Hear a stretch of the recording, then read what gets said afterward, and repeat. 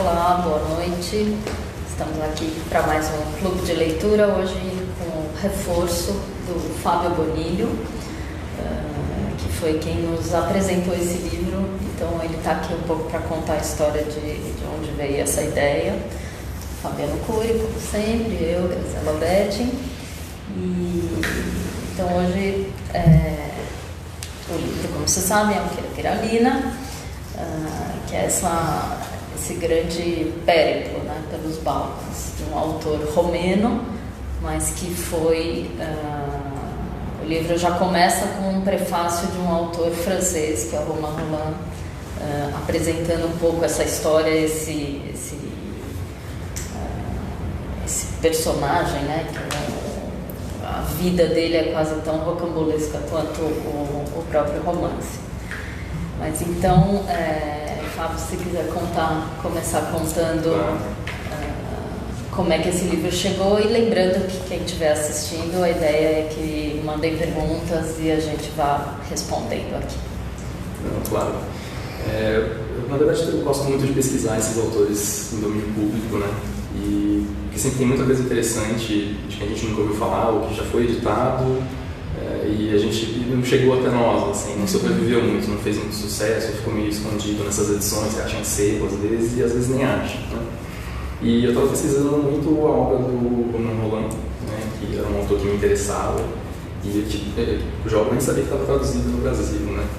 E mas nem tudo, né? Nem tudo, mas tem algumas obras. O principal dele, né, que seria o Jean Christophe, que está traduzido, são 10 volumes de livro, e ele saiu aqui em 3 volumes, numa tradução se eu não me engano, do Lino Valando, que era um tradutor muito clássico, assim, da Globo de Porto Alegre. Que isso na época foi um acontecimento, né, mas um livro gigantesco e muito interessante. Eu comecei a ler o livro e comecei a ficar apaixonado, assim, por aquela história e tudo mais. E aí eu fui pesquisar um pouco mais a obra do Rolland, né?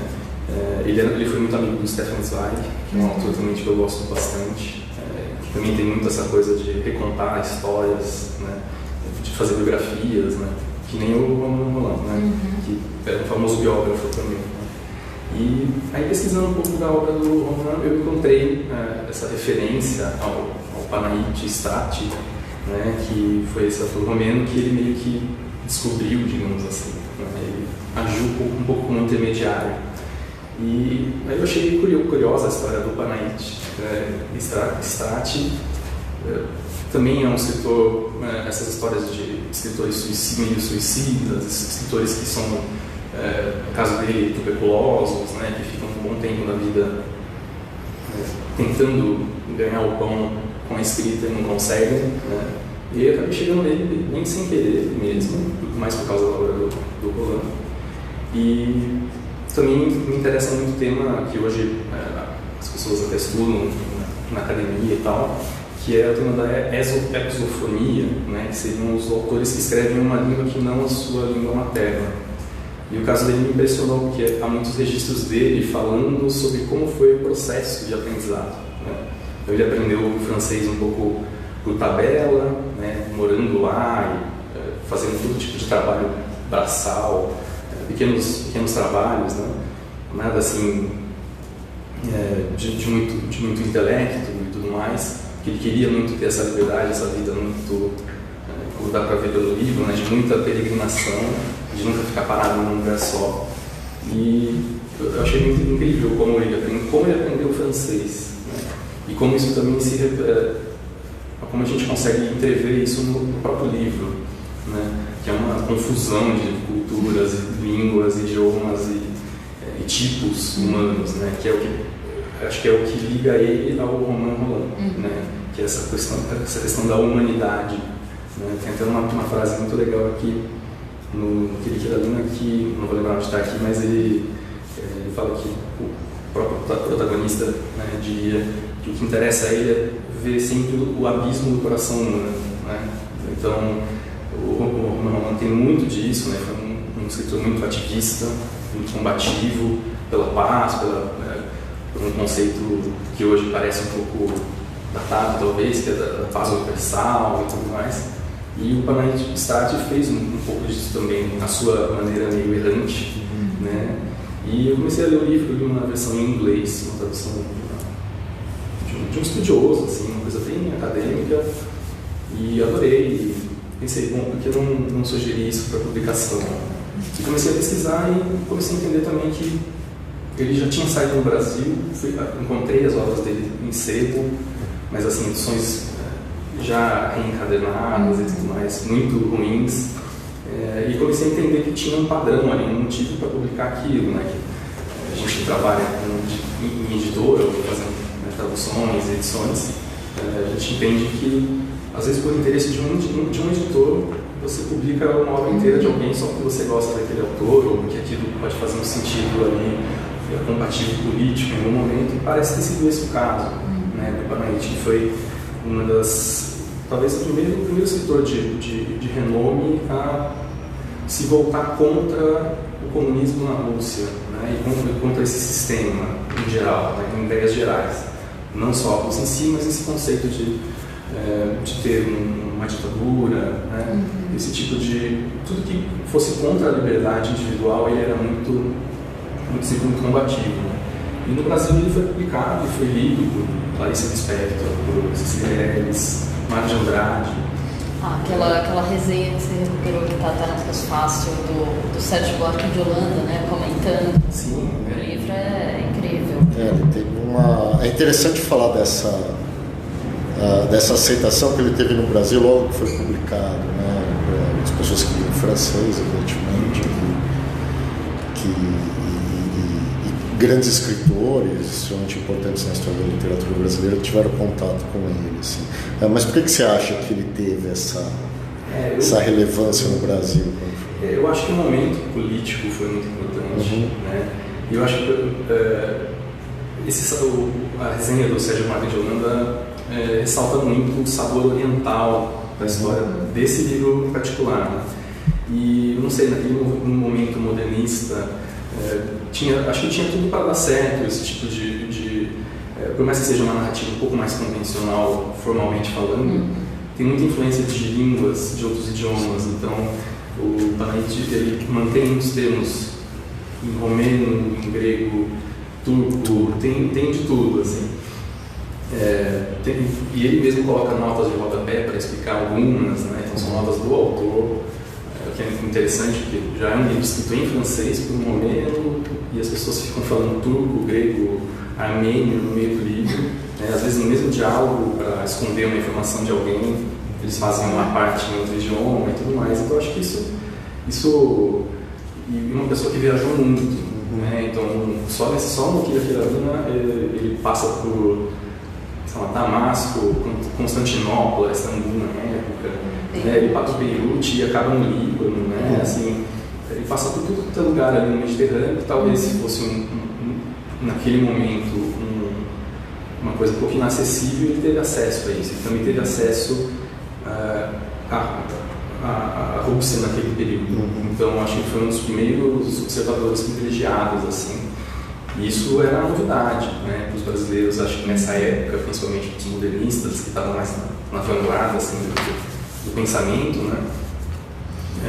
Isso deve ter saltado aos olhos do Sérgio Buarque. Eu fiquei com essa impressão, porque ainda hoje a gente, óbvio, bem mais, mas a gente não tem tanto acesso a textos que não estão na Europa ou nos Estados Unidos. Então tudo bem, hoje você tem alguns autores africanos, asiáticos, começa a chegar para a gente com mais frequência, mas ainda é mínimo. Eu fico imaginando que nessa época seria muito menos, e esse, apesar de ser um europeu, ele traz ali todos esses traços e elementos asiáticos, orientais, assim, para um público que acho que o fascínio esteve aí, assim.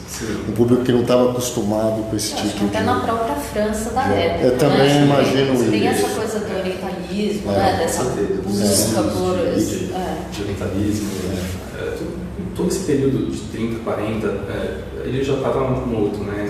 35, mas foi ali o avanço no pensamento dos estudos de sinologia, né?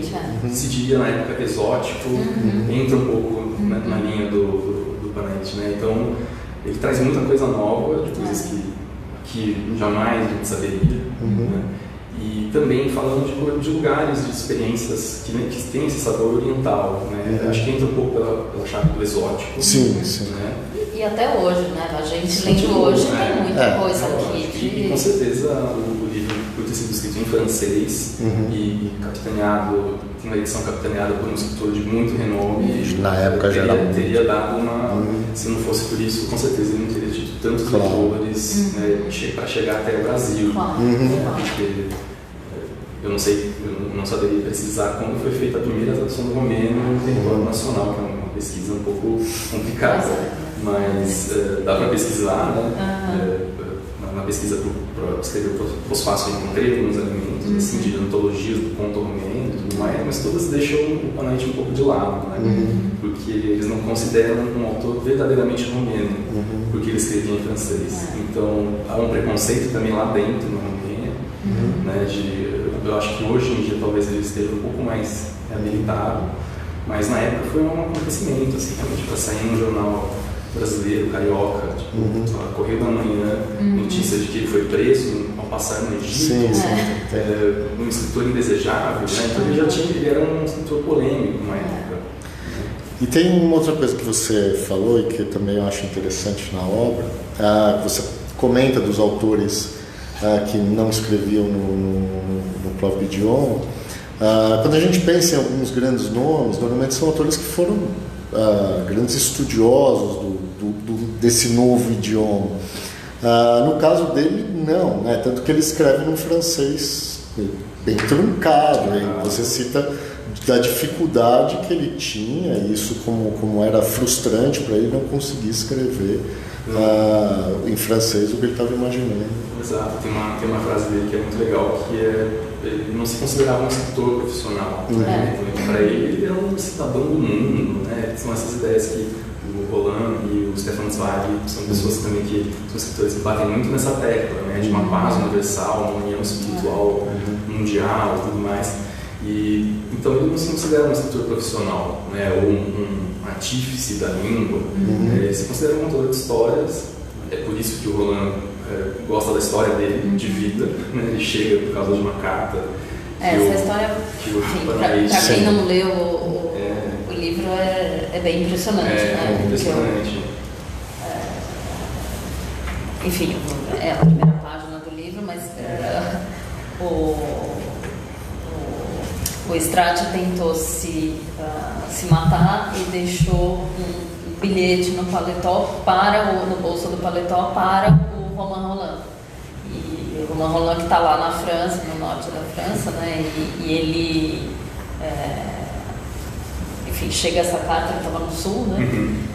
E o cara está no hospital, ele não conseguiu se matar e falou: chegou essa carta aqui para você. E é uma carta de suicida, porém ele não consegue se furtar a contar algumas histórias no meio, assim, ele vai contando a história da vida dele e tal, mas ele conta algumas coisas que o Romain fala: não, peraí, esse cara é um escritor, ele sabe contar histórias, né? Sabe contar histórias, e o Romain Rolland foi o grande incentivador dele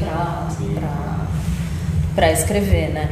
E só um detalhe também, falando um pouco disso, dele escrever nesse francês truncado, e acho que tem duas curiosidades, que é uma, o fato de que ele diz que aprendeu francês na rua durante os trabalhos e tal, mas também quando ele se impôs a grande tarefa de traduzir justamente o Jean-Christophe para o romeno. Então aí é que ele foi se escarafunchando, e aí manteve uma correspondência grande com o próprio Roland para entender um pouco daquilo ali. E eu acabei não te apresentando no começo, mas o Fábio, como vocês perceberam, é editor, que a gente já tinha feito vários trabalhos juntos aqui na Carambaia, e é tradutor, um grande tradutor também, já fez várias traduções pra gente. Mas eu queria lembrar que nesse processo aqui, fazendo o livro, a gente conversou muito sobre essa questão da tradução, né? Porque tem uma dificuldade intrínseca desse livro, que quando você pega ele para ler em francês, ele tem um francês truncado, que reproduz aquela ideia, né? Que ele não quis colocar, sei lá, provérbios em francês, ele traduziu literalmente. Sim. Tem frases que você vê que ela está numa ordem estranha, que é uma ordem de um romeno e não de um francês, tal. E foi uma coisa que quando você pega o texto em português, né? Foi uma dúvida que a gente ficou no processo, que eu acho que é uma questão mesmo. Até quando a gente foi a algumas aulas de tradução, eu comentei isso, porque é uma questão de decisão mesmo, né? De como é que a gente vai... vamos deixar a frase truncada, mas para o leitor brasileiro que não participou desse processo, você pega e fala, mas que tá esquisito, né? Então a gente teve que deixar algumas coisas, outras não, né? Tem uma frase que até anotei que é um exemplo. E acho que também tem um outro elemento do livro, independentemente do idioma, que são os personagens, né?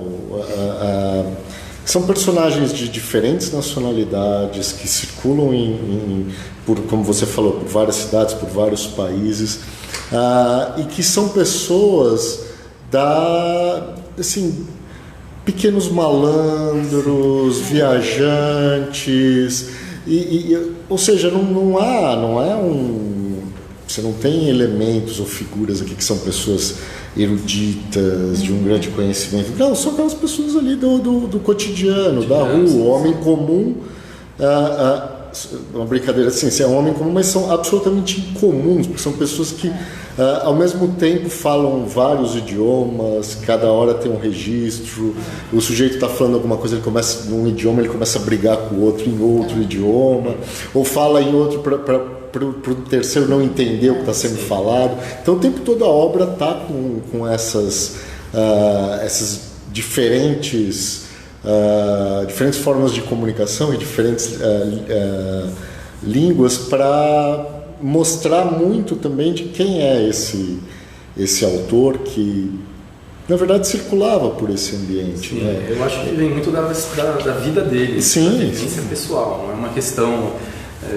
acho que ele priorizava muito a experiência pessoal para depois escrever, tanto que, né, quando ele começa realmente a escrever, ele já tem, se não me engano, 37 anos, né? Então ele já viveu tudo isso e vai continuar a viver muita coisa, né? E sempre colecionando um pouco esses tipos da sociedade do Império Otomano na época, né? E dessas pessoas que ele encontra no Mediterrâneo. E todos têm uma sabedoria muito grande. Né? Eu acho a ideia do povo, né? E são pessoas que mudam de registro toda hora, dependendo da situação social. Né? Uma conversa com um efendi, né? Com um egípcio é diferente, um árabe, um muçulmano é diferente da conversa que ele vai ter com uma pessoa que ele quer lograr ali no golpe que ele quer dar. Né? E todos têm registros muito diferentes e isso transparece no texto.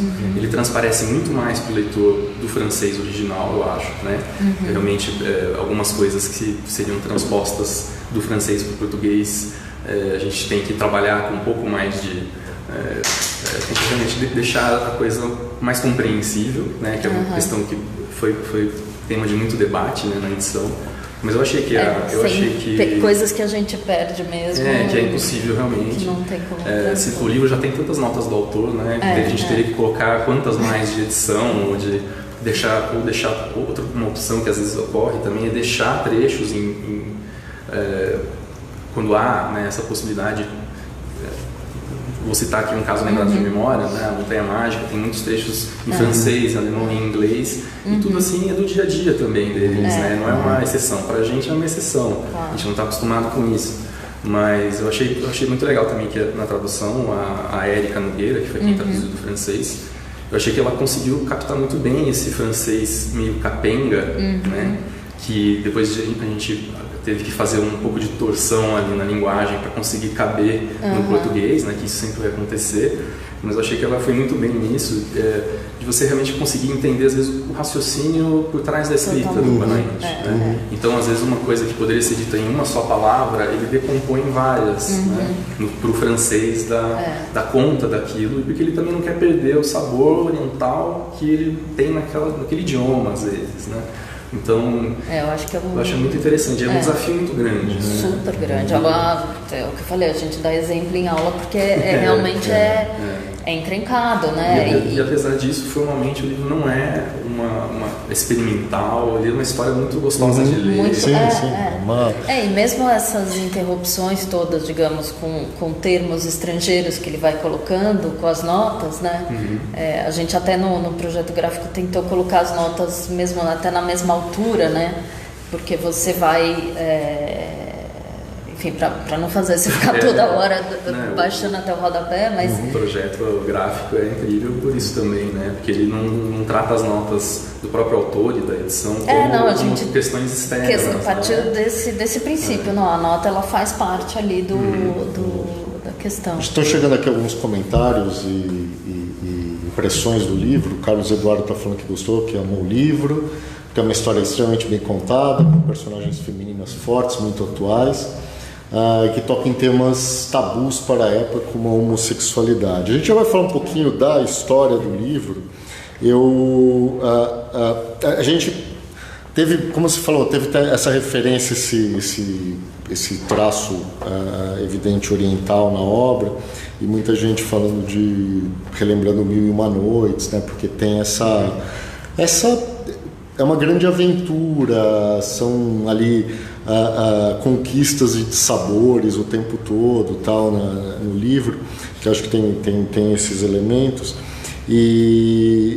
Então, é como você disse, é uma obra gostosa de ler, porque realmente é uma grande aventura desses personagens, na verdade do Adriano, né, que está no subtítulo da obra, que é o alter ego do Panaiti, que faz essa vamos dizer, é quase o observador desses contadores de história. O livro ele faz parte de uma trilogia, né, que são as narrativas do Adriano Zografi, que é como você falou, um alter ego dele mesmo. E tem uma outra coisa assim que eu vendo depois o livro, de algumas coincidências de como a gente vai chegando nas obras, né? O Fábio apresentou e ele citou o Romain Rolland, que também foi importante num livro que a gente já comentou aqui, como que é Como Zweig, né, do Latsco, o Homens em Guerra, e também é citado no texto da Susan Sontag junto com Victor Serge. E, por exemplo, a gente traduziu o Victor Serge, é um livro mais recente nosso, que eu tomei contato com ele exatamente por esse texto da Sontag, mas eu não prestei atenção no Padentes. Então as coisas acabam acontecendo, você vê que tem ali certas... A gente acaba chegando em autores diferentes pelos mesmos caminhos. Assim. Não, e essa turma dele é muito interessante, porque a partir dele você encontra muitos outros autores que são muito interessantes também, que ficaram também meio escondidos assim, nessa época e tal. Ele foi muito amigo do Nikos Kazantzakis, né, que é um autor grego que foi um autor fetiche assim, para muita gente num determinado período. O livro preferido da Hilda Hilst é um livro dele, que é Relato a El Greco, enfim. Ele foi muito amigo do Panaiti, né? Eles conviveram juntos em determinado... Tem até uma biografia da viúva do Kazantzakis, que fala muito sobre o Panaiti.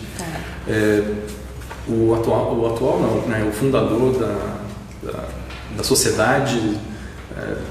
eu não lembro exatamente o nome, tem aqui, mas foi criada essa sociedade... Do Panaiti, né?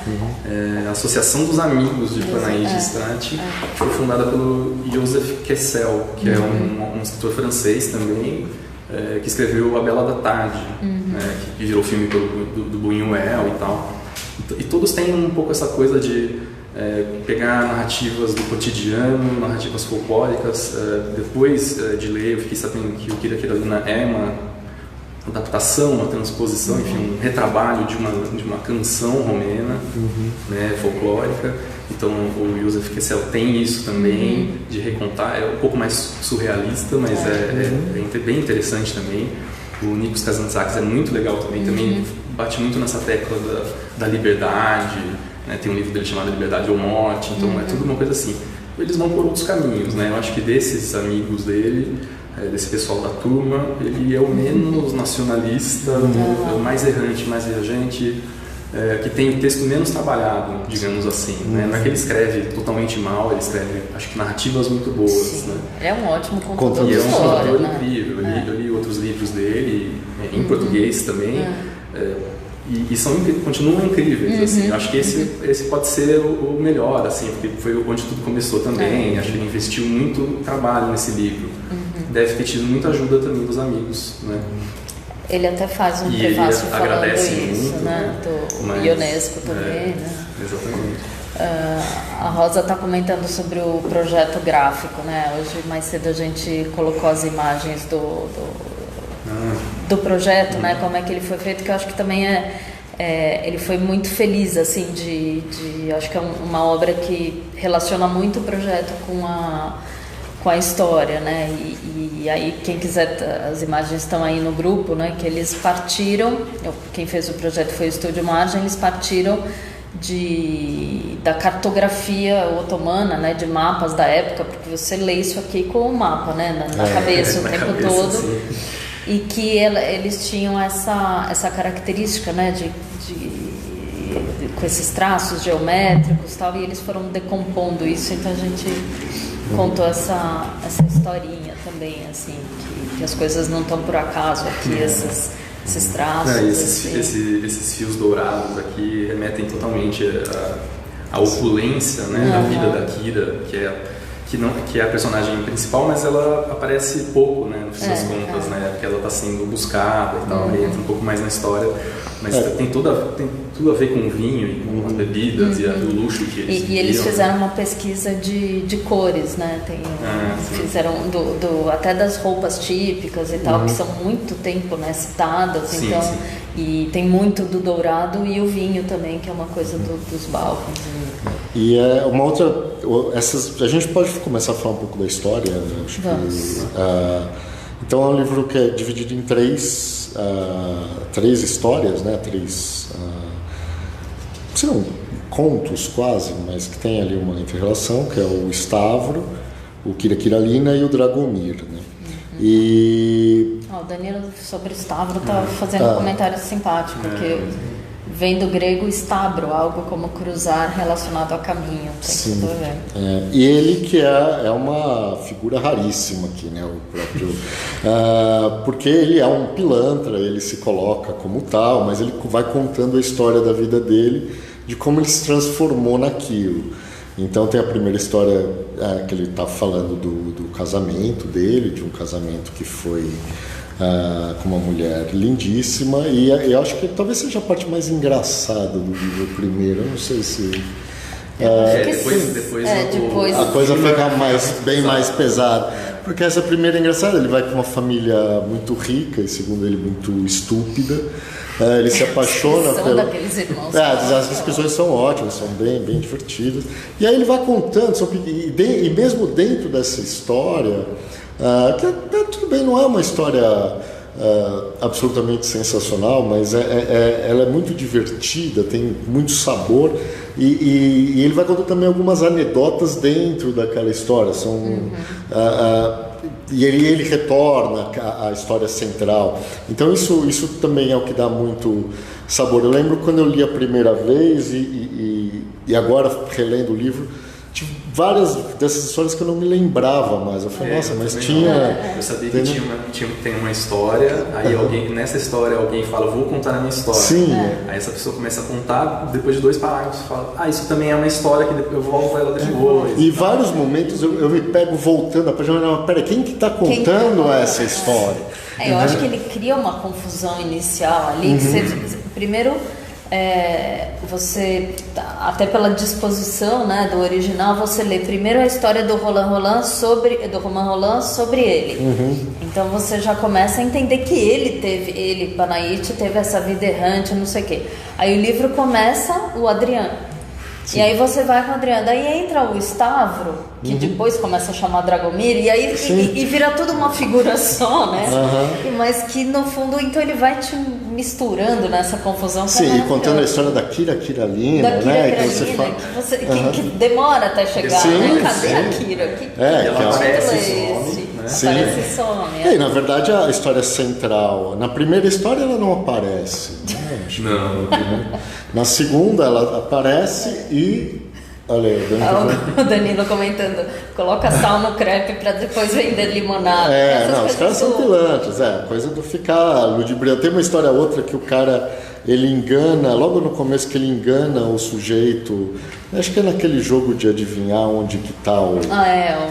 que existe até hoje, você pegar aqui no metrô de São Paulo, você vê os caras fazendo isso, a bolinha do copo e tal, o cara engana e o sujeito perde tudo. E aí ele ameaça se matar porque ele perdeu tudo e estava devendo dinheiro ele ia usar aquele dinheiro para dar o colar para a noiva e tal. E o pilantra esbofeteia o sujeito, devolve o dinheiro. Então as histórias são meio... E eles bofeteiam o cara e falam, não, porque você é burro. Você é muito burro, jamais você pode perder dinheiro assim, você tem que cuidar da sua bela mulher, etc. Então tem todas essas histórias. Não, a que eu morri de rir também, lembrando, era a do cavalo, que só respondia as blasfêmias. Só respondia aveia e blasfêmias. E aí ele está conduzindo lá, acho que é um cardeal, se não me engano. Um pouco, e aí ele autoriza que o sujeito fale blasfêmias, senão o cavalo não sai do lugar. Aí depois... A Isa tá com vontade de reler o Kira. Isa, eu recomendo, viu? Bem... Prazer ter você aqui, criatura.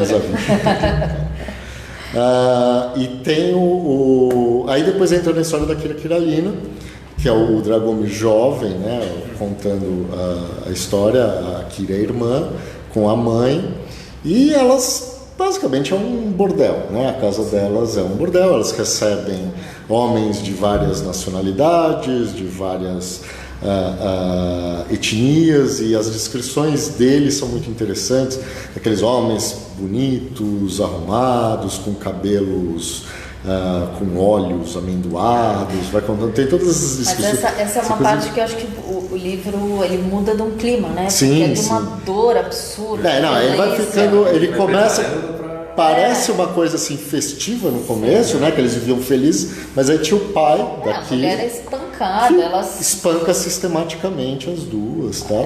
Elas têm que viver nessa fantasia porque a vida delas é aquela tragédia do cara espancando, né? E ao mesmo tempo uma coisa a descrição depois, e até um certo momento em que ela apanha até ficar desfigurada, e ela comenta que o Deus deu o corpo para ela para ser usado. Então é uma coisa de uma por um período que acho que o Danilo comentou, né, dessa coisa, não sei se foi o Danilo ou se foi o Carlos Eduardo que comentou, dessa atualidade, não sei se é da atualidade, mas é extremamente avançado para aquele período, aquela discussão de uma mulher tendo muito forte, usando o corpo como bem entende, tendo muito prazer com isso e tal.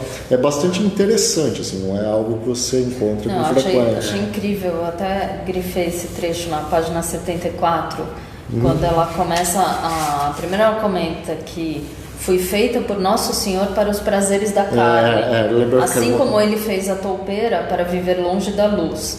E tal como esse animal que tem tudo de que precisa para viver debaixo da terra, eu tinha tudo de que precisava para gozar da vida de prazeres. Porque ela era linda, e enfim, tinha dinheiro. Ela era muito rica, né? E ela gostava dessa vida. Tem até um momento que ela fala que ela nasceu para não trabalhar. Exatamente. Ela nasceu para servir os homens. Nunca fiz. É tudo em nome da alegria, do bem-estar e tudo mais. Então ela afirma muito esse papel dela e da filha. Né? Assim, nós nascemos para ficar em casa, viver esse prazer de dançar e de ser talhados para trabalhar, mas a gente trabalha aqui como se fosse um trabalho e tal.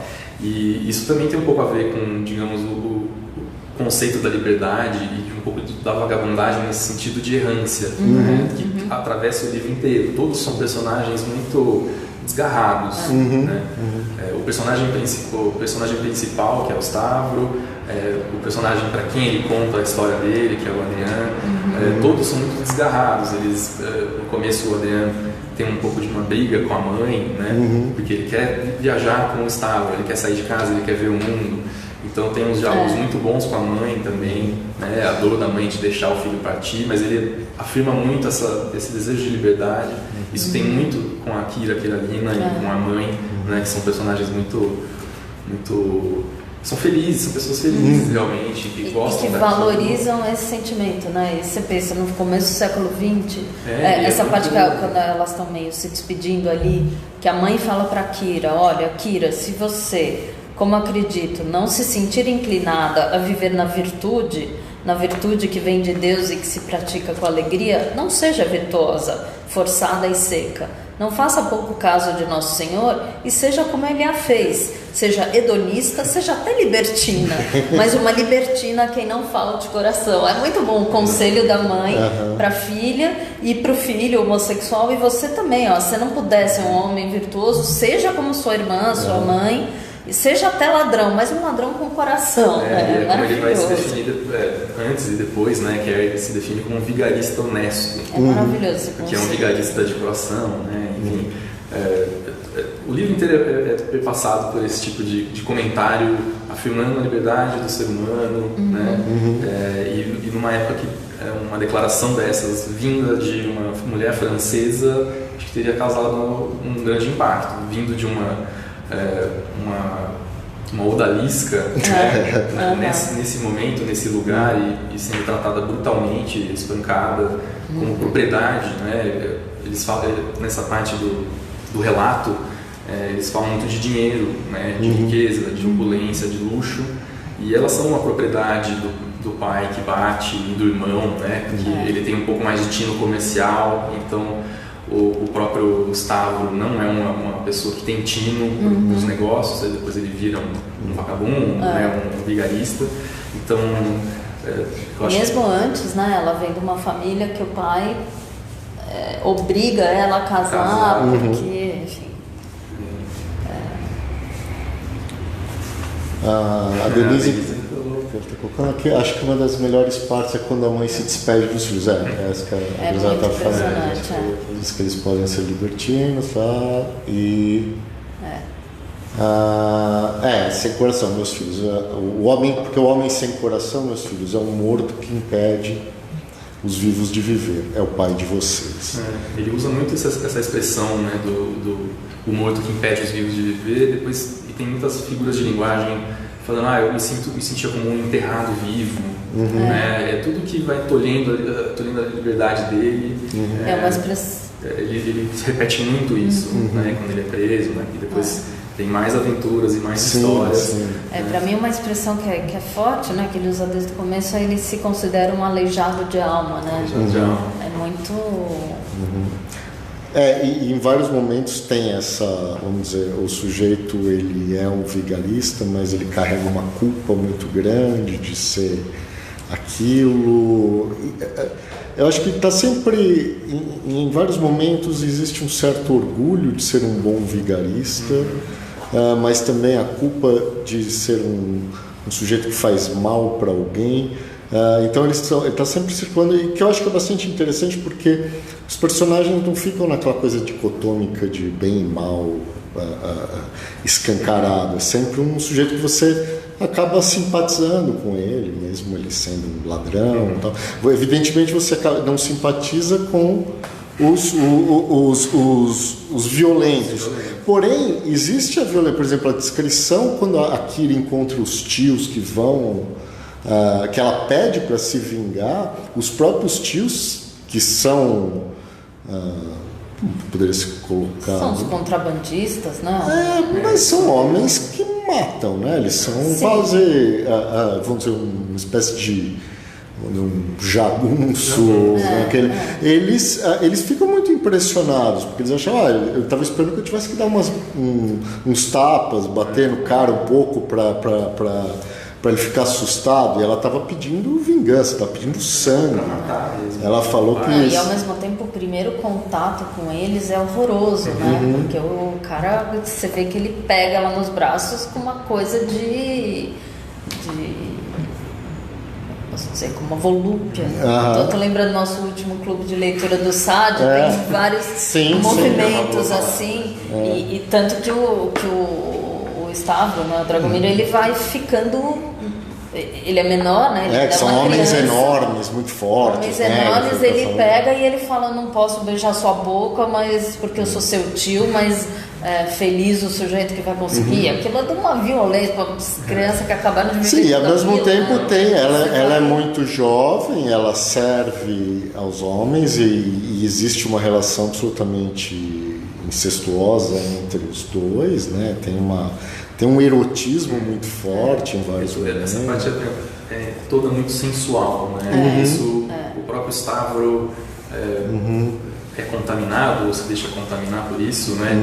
E é uma das coisas que depois ele vai usar no relato dele meio culposo do fato de ser homossexual, né? Apesar de nunca falar exatamente o que acontece, é tudo muito encoberto. Ele não usa nem a palavra, ele não usa nenhuma né? palavra que descreva, mas ele usa palavras inicial do perversão, depravação, vícios, né? Vícios, coisas que a época realmente se dizia para definir esse tipo de prática considerada. E as descrições das pessoas que passam pela obra, por exemplo, as descrições da casa delas, dos homens que frequentavam, são sempre descrições muito sensuais, assim, que eram homens bonitos, com o bigode muito bem arrumado, a barba muito... Barba escorrida, cabelo e barba escorridos ou ondulados, e aí as mulheres eram com o cabelo dourado e os olhos bem negros, e são sempre descrições de pessoas bonitas, sensuais e interessantes,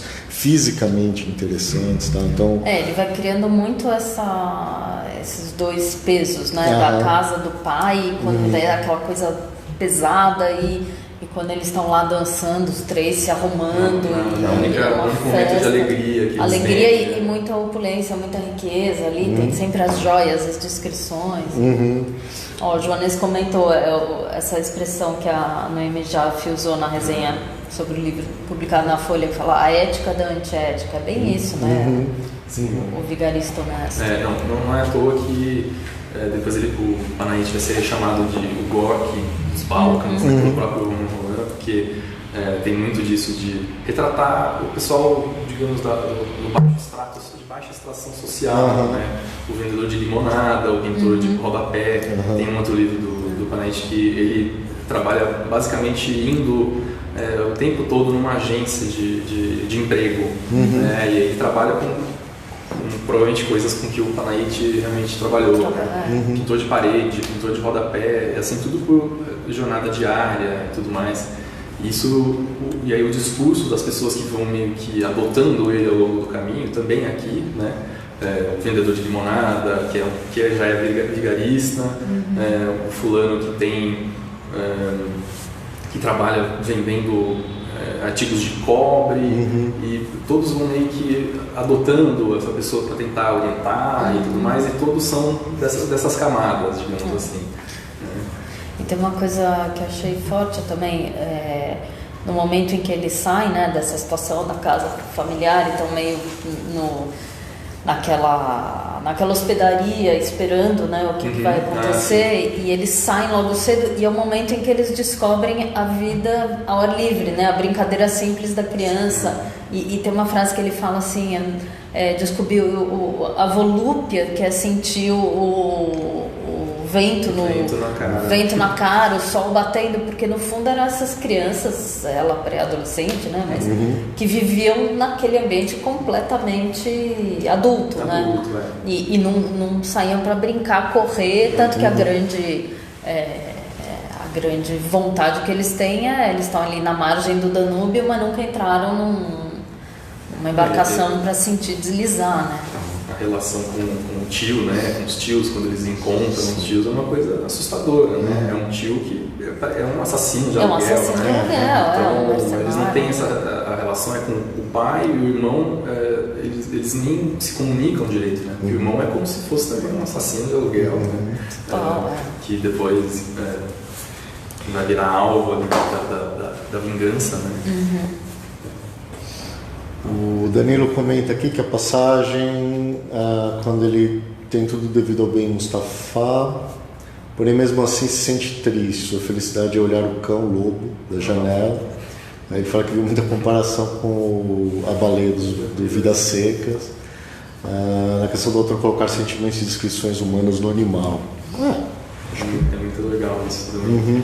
E é um tema que volta depois, um pouco mais para frente, depois dessa passagem do Ben Mustafa, que ele se perde do lobo, né, em determinado momento, mais para frente ele vai reencontrar um outro cachorro, que vai ser talvez a única pessoa ou ente, ser que vai entrar em contato com ele, né, porque ele fica encarcerado atrás das barras de uma grade, né, e um cachorro vem encher a mão dele e ele fala, eu senti como se fosse o primeiro ser que me entendeu e tudo mais, isso aparece bastante também, né.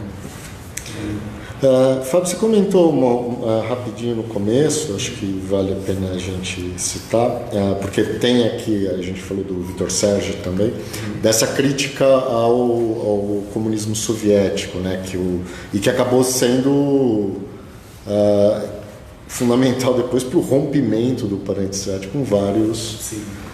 Inclusive o próprio Romano.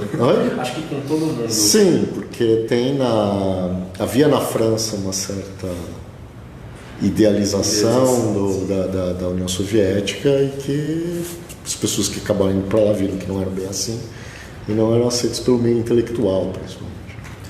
Eu acho que a causa do rompimento da amizade dos dois é exatamente essa, é a crítica que o Panahi faz do regime, e ele escreve um livro, né, em parceria com o Victor Serge e o Souvarine, que um livro, né, meio compósito, assim, com várias coisas, impressões de viagem dos três ao mesmo tempo, é uma coisa meio de autoria compartilhada e tal, e automaticamente, quando a opinião dele, ele já era um escritor indesejável, né, como chegou até nós, assim, pelo menos na imprensa brasileira, chegou como um autor indesejável, considerado indesejável. E aí, quando ele faz essa crítica, ele automaticamente as pessoas, esses amigos, escritores que tinham uma postura muito combativa, muito militante e tudo mais, já falam, bom, vá com calma, porque está todo mundo empolgado com esse regime, essa coisa nova que está nascendo, que é o mando do povo. Né? Ele fala, mas eu não vi o mando do povo, eu vi o povo sendo submetido a tanta coisa. Né? É interessante que ele fala muita coisa dos valores, assim. Alguém elogia, nossa, porque lá todo carteiro recebe não sei quanto. Aí ele fala, tá, mas aqui na França uma pessoa fica com não sei quantos meses, faz um trabalho e recebe 10 vezes mais que esse carteiro lá. Então alguma coisa está errada. E acho que ele é um dos primeiros a realmente criticar, porque faz sentido, né? Até acho que é uma frase que você coloca que eu achei muito boa, que assim, as pessoas que ficam ali contemporizando falam, não, mas para fazer a revolução precisa quebrar alguns ovos. Ele falou, não, os ovos quebrados eu vi, mas eu não vi a revolução. E isso prejudicou muito a carreira dele, né? Até foi uma coisa que eu não quis nem colocar no pós-fácil, porque você também fica sujeito a muita especulação. Ele terminou a vida de uma maneira muito estranha, muito isolado, na própria Romênia muito assim... Que ele volta para a Romênia depois. Os amigos franceses, até foi um comentário acho que do Carlos Eduardo, que citou isso, ele se recusa a pegar a cidadania francesa. Ele poderia muito bem, né, ter ficado lá na França, construindo uma carreira, né, e tudo mais. Ele faz isso um pouco, mas sempre viajando, né, pelo Mediterrâneo. Mas ele prefere voltar para a Romênia porque ele também tem um projeto de traduzir as obras dele para o romeno, né? Ele fica muito insatisfeito com uma tradução que estão fazendo de um livro dele, se não me engano, do próprio Kiralina, e ele fala, não, ele não tinha essa coisa de nacionalismo, assim, vou morrer na minha pátria e tal. Ele é um pouco mais ligado, digamos, à terra, mas não a esse conceito de pátria. Tipo, eu nasci aqui, quero vir para cá, onde meus familiares nasceram, etc., viveram, então eu vou voltar e retraduzindo, traduzindo para o romeno, e bem no fim da vida ninguém dava muito palco para ele, né? Então eu só cito de passagem, assim, porque isso eu não fui muito a fundo, porque é uma coisa muito nebulosa mesmo. Ele tinha alguns amigos que foram um pouco, cresceram com a ascensão da extrema-direita, né, que tinham jornais, né, que eram as pessoas que já estavam um pouco no poder assim, da mídia lá, e abriram um pouco de espaço para ele com essa ressalva com essa prerrogativa da liberdade dele de escrever o que ele quisesse. Então, e depois muitos detratores do Panete falaram, tá vendo, ele negou o comunismo e agora ele está indo para a extrema-direita, ele é fascista, não sei o quê. Hoje em dia isso seria uma coisa que está muito em voga e tal, mas na época ainda era um momento de ascensão e é muito difícil pontificar. Ele apoiou esse tipo de coisa, não me parece que seja o caso. Me parece que seja o caso de, me deram uma oportunidade de escrever livremente sobre os homens, a humanidade, que acho que ele continua fazendo muito disso, né? Mas sem querer se alinhar a nenhuma ideologia, nenhum discurso pré-fabricado, alinhado com alguma coisa. Então é muito legal que também ele diz acho que o Victor Sérgio fala muito legal sobre ele, que assim, eu sou do partido do homem, né? Mas no momento em que ele achar que eu tenho que fazer uma coisa pré-concebida e tudo mais, eu quero ter o direito de poder fugir aos homens. Então, esse período do fim da vida dele foi muito complicado, assim, né? Ele foi atacado de ambos os lados no fim. Aí a Rosa está lembrando da história do lobo, né? Que foi pousar a pata na mão. Aquela cena que você comentou, né? Recebi o mais sincero aperto de mão da minha vida. E a vontade. Na verdade. Carlos Eduardo comenta na vontade de continuar. Eu queria até ressaltar que eu achei. A primeira vez que eu li, eu pensei, ele vai encontrar a irmã, ele vai. Né? Não, mas ele consegue quebrar a narrativa no fim de uma maneira que te deixa intrigado para saber realmente o que aconteceu. O Gustavo vira um homem assim, completamente sem alma, né, no fim das contas, porque realmente ele passou por tanta coisa, foi escravizado, teve a irmã raptada, ele foi raptado, perdeu a mãe. Ele viu a mãe. Aí ele finalmente faz um amigo, que é o cachorro, aí ele se perde do cachorro, depois ele faz um último amigo, que é o vendedor ambulante de limonada, de artigos de copo também. Que essa é a grande amizade dele, que é a grande amizade da vida. Que acho que faz ele ficar vivo até o fim. Totalmente. Que é o que faz ele, assim, subsistir. E é legal que o livro não tem uma conclusão fechada, é o fim de um relato também, né? Então ele já começa com um relato grande, fecha, o Adriano fica bem de lado, né? Ele tem um salto temporal, né? Na última parte de uns 4 anos, se não me engano, né? Depois de 4 anos sem encontrar o Stavro, ele encontra sem querer lá no Egito. Que não cumprimenta. Que ele não quer cumprimentar, mas ele reconheceu o Adriano. Então, ele vai pagar uma bebida, fala, não, paga uma comida, né? Que a bebida eu posso pagar. Ele está totalmente com barba, por fazer e tudo mais. Já não é aquela pessoa que realmente todas as pessoas importantes na vida dele morreram, foram brutalmente espancadas, é tudo muito brutal. E ele ainda carrega essa culpa, né? Dessa perversão na época, né? De ter tentado fazer uma investida no Adriano, dar um beijo nele, num momento assim de um momento num celeiro, né? E eles são aparentados, né? A mãe do... Ele é primo de segundo grau da mãe do Adriano, que é o alter ego do Panaite e tal. Então, ele toca realmente em muitos temas, ainda hoje, tabus, né? Ele não diz com as palavras que hoje a gente diria, claro, né? Era outro momento, mas eu acho que ele deixa tão claro isso, né? A afirmação da mulher, da vontade da mulher, a afirmação do próprio Stavro, apesar de ele sentir muita culpa disso, né? Ele não consegue viver isso como uma característica dele, enfim, uma vontade. É como se ele tivesse sido levado a esse vício. É um pecado, né? Ele fala muito disso, que ele fala em algum momento ali que tudo isso que eles estão vivendo, né, que a mãe eles estão vivendo, é o castigo por eles terem sido tão felizes na opulência e no luxo. Né? Então, essa relação da culpa está o tempo todo. Tem a culpa da esposa, né? Tem a culpa da esposa, né, que ele não consegue cumprir com o papel que se espera do homem naquele momento. Né? Ele não consegue ter a lua de meia-noite de núpcias com a esposa. Né?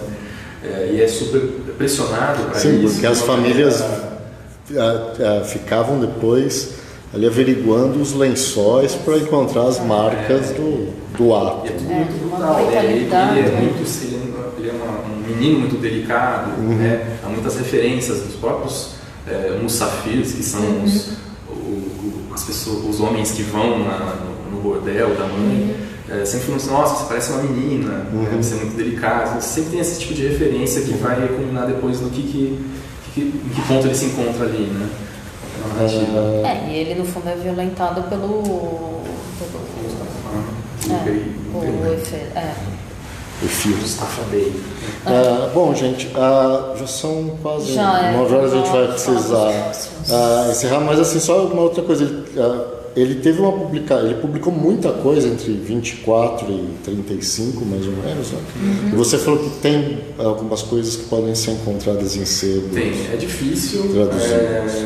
Tem mais um chamado Mediterrâneo, que aí tem um título em francês que foi totalmente ignorado pelos editores brasileiros da década de 30, 40. E tem um outro chamado Eis a Vida, que é a profissão que é esse da agência de empregos. E tem o livro também, o tal livro proibido, né, de crítica à União Soviética, que você encontra em PDF, assim, que é uma coisa tão antiga. E eu acho que esse foi o único que sobreviveu por causa desse interesse de crítica à União Soviética. Muito do que as pessoas leram dele ou se interessaram foi por essa chave política, que nem quando você lê esse livro, por exemplo, você nem chega a questões políticas, questões realmente humanas, e de narrativa, com essa moldura das Mimanotes e tal. Então, há em português, mas assim, é bem difícil de achar. Eu acabei nem trazendo aqui, porque são os livros que já estão assim, caindo aos pedaços, sem encadenação. Eles vão se desmantelando durante o processo. Bom, gente, então, só para relembrar, a gente está com a votação no site para as próximas obras, né, do Clube de Leitura. Então, a gente tem o Nas Profundezas, do Huysmans, o Lasca, do Zazubrin, e o Meu Pai e Minha Mãe, do Aaron Appelfeld. Esse aqui é pela coleção ilimitada. Tá? Uma coisa que é importante ressaltar, nesse mês de março, primeiro assim, a gente está fazendo, normalmente a gente faz na última quarta-feira do mês. Como teve o carnaval na semana passada, a gente resolveu, foi quarta-feira de cinzas, a gente resolveu esticar uma semana dessa vez, mas em março nós não vamos ter o Clube de Leitura, porque é o mês que a gente vai ter a promoção da editora, né, promoção de aniversário, e logo mês do nosso aniversário. É o mês do nosso aniversário. Esse é o texto. E vocês vão receber as informações, vão estar nas redes sociais, os dias da promoção, tudo certinho. E então no mês de março nós não vamos ter, então segue na página do Facebook a votação para até o final de março, né? No final de março no mês inteiro. E aí a gente divulga o próximo livro, tá? Então a votação segue, tá? No Facebook segue com essas 3 obras. Só relembrando, o Lasca, do Vladimir Zazubrin, um livro falando um pouco sobre esse começo da União Soviética, já que a gente falou disso. Ele é um livro que também ele mostra um pouco do início, da Revolução Comunista e como o comunismo foi implantado lá no que viria a se tornar o terror. Né? O início do extermínio dos opositores. Né? Então, um livro bem curtinho, traduzido do russo. Só que é uma cacetada. É curtinho porque não daria para comentar muito mais. Inacreditável. Aí tem o Huysmans, que ele ficou, é um autor francês que é extremamente importante, ficou meio esquecido no Brasil. Há algum tempo a Companhia das Letras relançou As Avessas, agora tem esse daqui. Eu não sei se tem algum outro livro dele sendo editado no momento. Acho que não. Ele ganhou de novo uma certa... muita gente começou a se interessar novamente pelo Huysmans por causa do livro do Hullerbeck, né, do Submissão, que o personagem central é um especialista em Huysmans. Mas é também um livro bastante interessante sobre as aventuras pelo mundo do satanismo e eu acho esse livro fantástico, assim como eu acho As Avessas fantástico, livro que eu adoro. E esse aqui também é um autor, o Aaron Appelfeld, um autor que morreu recentemente. A gente chegou a comentar, foi um cara que o Philip Roth era louco por ele, e o cara também tem uma história de vida fabulosa. Ele, muito criança, os pais foram mandados para os campos de extermínio nazistas, e ele passou quase 2 anos vivendo em uma floresta. Ele viu a mãe ser assassinada. Ele chegou a ver a mãe ser assassinada, e ele foi com o pai para o campo de concentração. Ele conseguiu fugir do campo de concentração. Ele era uma criança, né? Inclusive tem alguns livros dele, tem muita coisa dele já foi publicada, tem algumas coisas que continuam sendo. Esse livro é mais... foi um dos últimos livros que ele publicou, esse aqui é inédito no Brasil. E também os livros dele são sempre eles falam do Holocausto, eles falam da Shoah, mas sempre numa perspectiva do porvir, né? Sempre do que vai acontecer. Então você sente, é um ambiente de terror enorme, sem que as pessoas saibam exatamente o que vai acontecer. Nós já sabemos. Mas e aquele é uma criança, né, contando de uma colônia de férias. Sim. Onde ele estava um pouco antes da perseguição nazista começar. Então é um livro que tem a pureza do olhar de uma criança descrevendo aquilo. Eles iam nadar toda manhã. E a gente sabe tudo o que vai acontecer, mas não acontece, né? No livro não, mas é maravilhoso essa literatura da expectativa, que a literatura do Appelfeld é muito presente. O Joanês está olhando aqui a estante. Cine o Relógio está comentando aqui. Esse é o nosso lançamento desta semana. Para quem comprou, deve estar chegando esses dias. Só lembrando, a gente já lançou esse ano o Cine o Relógio e As Mulheres Contam, do J.H. Lawrence. Então a gente tem aí 2 livros já em 2020. Bom, acho que é isso. Tem mais alguma coisa? Posso deixar uma dica de um filme romeno, de um autor, de um diretor que já veio para o Brasil e que depois vocês me contaram que vocês tinham feito até um evento com ele, né? Que é o Radu Jude. Ele tem um filme chamado Aferim, com exclamação depois, que facilita um pouco visualizar o que acontece nesse livro, do Kira Kiralina. É um filme em preto e branco, então isso dificulta um pouco, mas é um filme muito seco, assim. Os personagens são muito brutais, mas é uma data, se passa num momento muito anterior, mas ainda fala muito do sistema de escravidão, né, na Romênia, que houve uma etnia minoritária que foi totalmente escravizada, e é muito difícil encontrar informação sobre isso, tanto que até o diretor teve dificuldade para conseguir informação. Ele foi e fez pesquisas assim para fazer um livro, e aí fez o filme, sabe? Tem toda essa história. Mas as roupas, quem são os Mustafás dessa história, tudo lá, isso é muito bem retratado. Os ladrões de cavalo, todos esses vigaristas aparecem muito. Então é um filme duro, muito brutal, assim, mas conversa muito, eu acho, com aquilo ali, assim. Eu lembro, quando eu estava vendo, eu falei, nossa, então esse é o cara que fez toda aquela maldade com aquilo ali, né, e tal, que é muito aquela visão mesmo. Então, é um filme difícil de achar, eu acho, mas é um filme muito legal, muito brutal, assim, muito violento. Esse diretor, quando a gente fez o evento, é porque ele fez um livro sobre fez um filme sobre o Corações Cicatrizados, que é o livro do outro romeno que a gente lançou, que é o Max Mlech. Que é maravilhoso também, é outro estilo. Na verdade ele fez um filme sobre os três livros. O primeiro já tinha saído pela Kozak Naif, né? Depois teve esse, o Corações Cicatrizados, e até um terceiro que está inédito no Brasil. Ele fez também um documentário muito bom, que é A Nação Morta. É um documentário só com fotografias de um estúdio romeno na época da ascensão do nazismo na Romênia, e com alguns áudios de uma pessoa lendo um diário que um médico judeu deixou. É um negócio assim brutal. Foi esse que ele ganhou em Berlim? Não lembro, eu não lembro, mas assim, é uma coisa muito brutal, assim. Acho que explica um pouco do fim da vida como foi a Romênia no fim da vida do Panaite. A Denise está perguntando quem não quer essa estante. Ó, essa estante é só www.caravaia.com. Tá tudo lá. Tem alguns livros aqui que são de referência, mas basicamente são os livros da editora.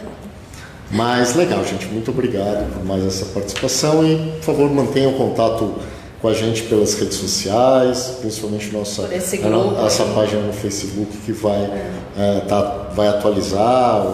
E sobre os próximos, a gente colocou as últimas resenhas que saíram, né? Saiu na Folha essa semana uma resenha bacana sobre o Meu Pai e Minha Mãe, então quem quiser mais informações sobre os próximos, estamos aí para contatos gerais. Obrigado, Fábio, obrigadíssimo pela participação e por ter trazido esse autor pra gente, né? Foi fantástico. Foi uma honra também fazer o pós-fácil, conversar com vocês. Legal, sempre bom falar de um livro que a gente adora, né?